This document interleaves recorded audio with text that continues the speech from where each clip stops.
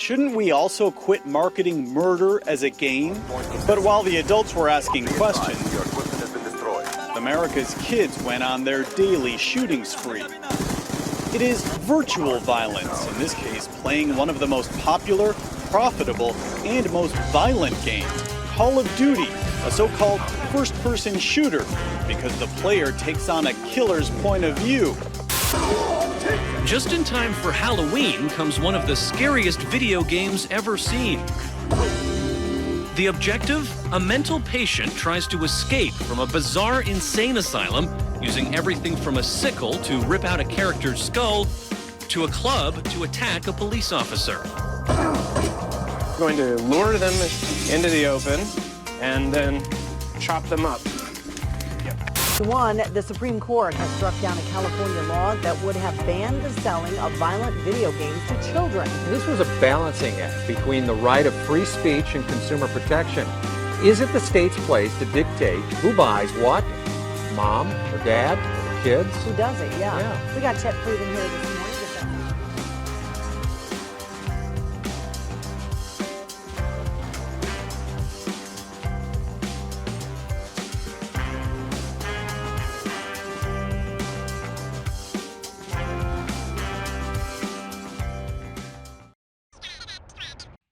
It is crazy to think of a world without open world games. No game has truly had a watershed effect on the industry quite like Grand Theft Auto. Starting out as an interesting and controversial little happy accident, Grand Theft Auto launched on Windows on November 28, 1997, and left a mark on how media looked at gaming forever. The game's countless ways to be violent gave those who wanted violent games out of the market all the ammo they could possibly want. It's funny to think that Grand Theft Auto was actually developed as a street racing game called Race and Chase by developer DMA Designs. When they began using focus groups to see what worked and what didn't, they found their buggy and overly aggressive police AI to be a crowd favorite. I wonder if they knew just how influential the series would become. The third entry into the franchise would not only revolutionize the third-person 3D action game, but create an open-world craze the industry would fight to recreate.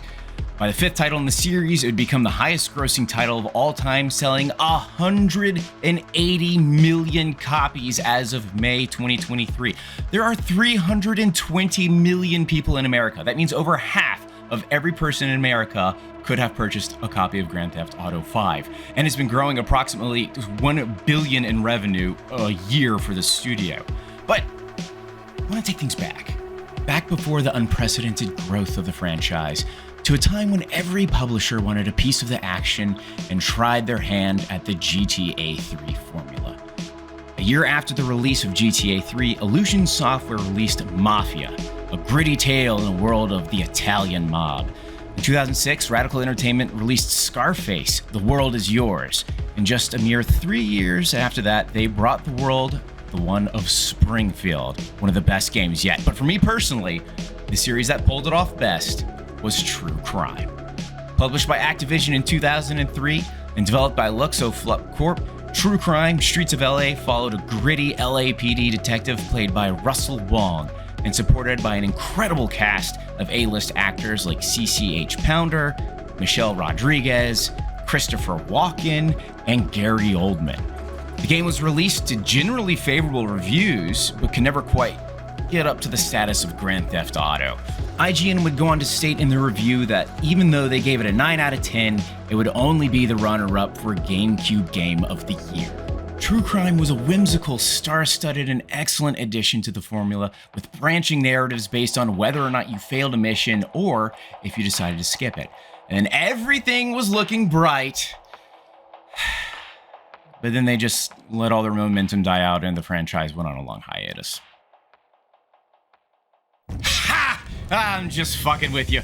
In 2005, the sequel to Streets of LA was released, and it now took place in New York City, with a new protagonist and an all-star cast once again. In fact, the only actor to return to the series is Christopher Walken, which, duh. He was joined by Mickey Rourke, Mariska Hargitay, and Asai Morales. The brawling action was back and improved. The consequences were more grounded, with you being demoted to a beat cop if you were arrested too many times. Which, I mean, hindsight really doesn't make that much sense if you're an undercover officer. But I digress. Despite the team working with two former NYPD detectives, New York City's police commissioner Raymond Kelly and the president of the Police Benevolent Association, I'm so sorry, of the city of New York, Patrick Lynch, called for a boycott of the game. Unlike the typical games cause violence protests that usually slams this genre of game, it was now about its depiction of law-breaking police officers as damaging and offensive. Which is kind of ironic considering he was part of the implementation of Rudy Giuliani's highly controversial stop and frisk policy, a policy that is still used and found to be abused. But we're not here to talk about that. This is a documentary about video games, not policies that can be abused. In a now archived interview from UGO.com, Russ Frushtigast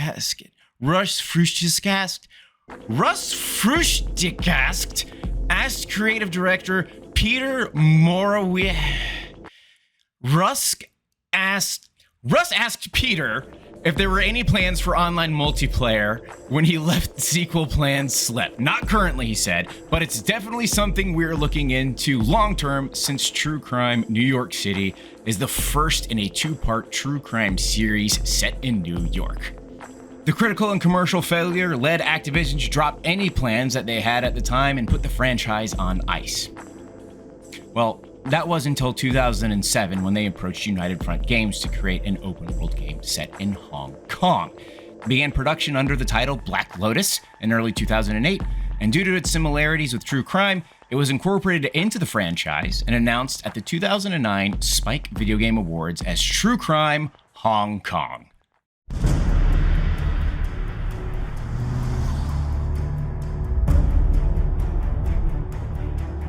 When you're undercover, you'll have to make sacrifices. These people are ruthless. I just want to get along, make some money. Whatever happens, just remember, we are the good guys. Just keep your cool and everything will run smoothly.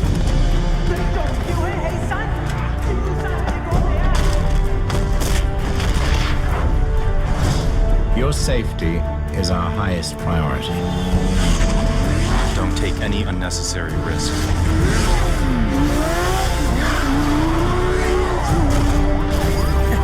My man Wade. When you're with the Triads, you will have to think like them and kill like them. Think it'll break? Never.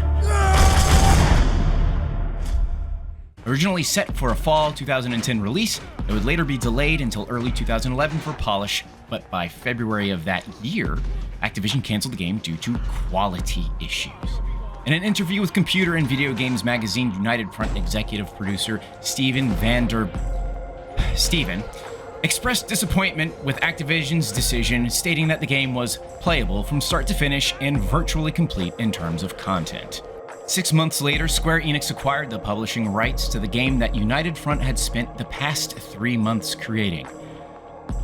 Unfortunately, Activision kept the IP rights to True Crime and ultimately faded into obscurity, releasing it under the title Sleeping Dogs in August of 2012. Taking a page straight out of Rocksteady's playbook, United Front Games took the kinetic and almost rhythm-based combat from Batman Arkham Asylum and slapped it into the gritty crime drama. And true to the True Crime series, the cast list for Sleeping Dogs is absolutely stacked with A-list stars. Will Young Lee as protagonist Wei Chin, James Hong as Uncle Po, Si Ma as Big Smile Lee, Lucy Liu as Vivian, Tom Wilkinson as Pindrew, and the lovely Emma Stone as Amanda.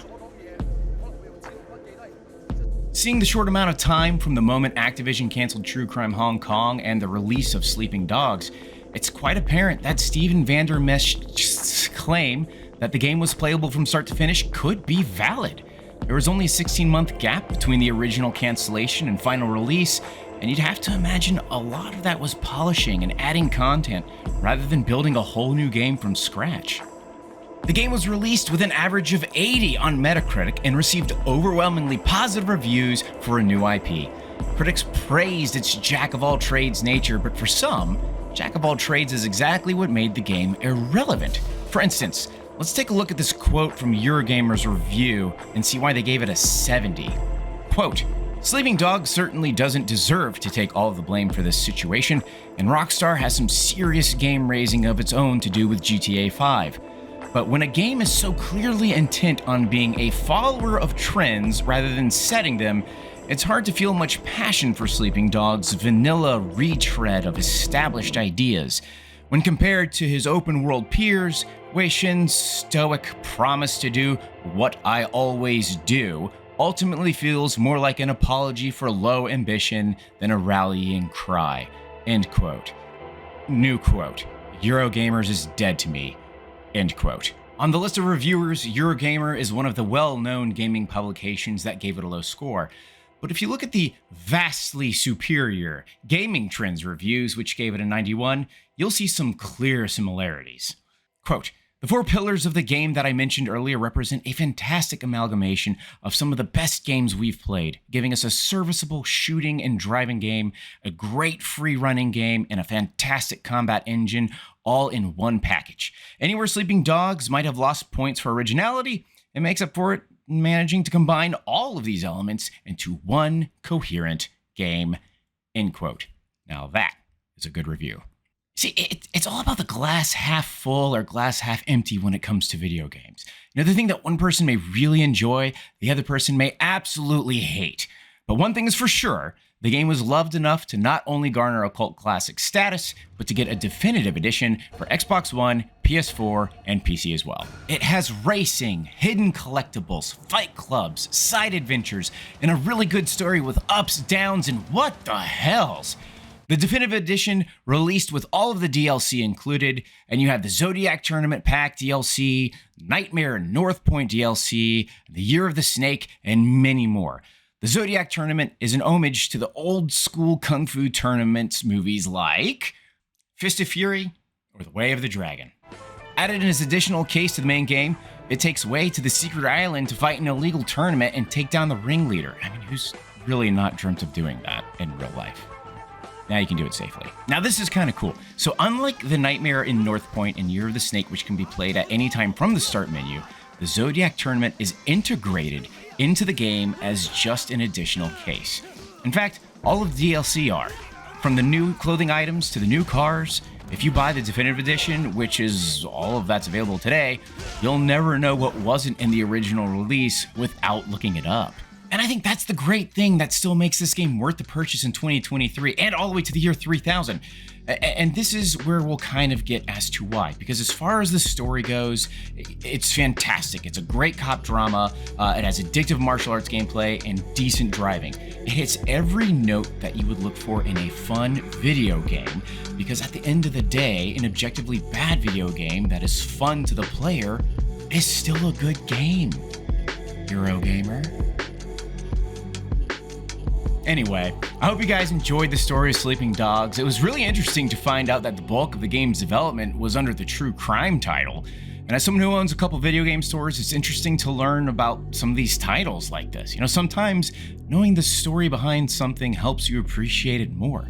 But not as much as we appreciate you for watching it. Like and subscribe to help these guys out and have an extraordinary day.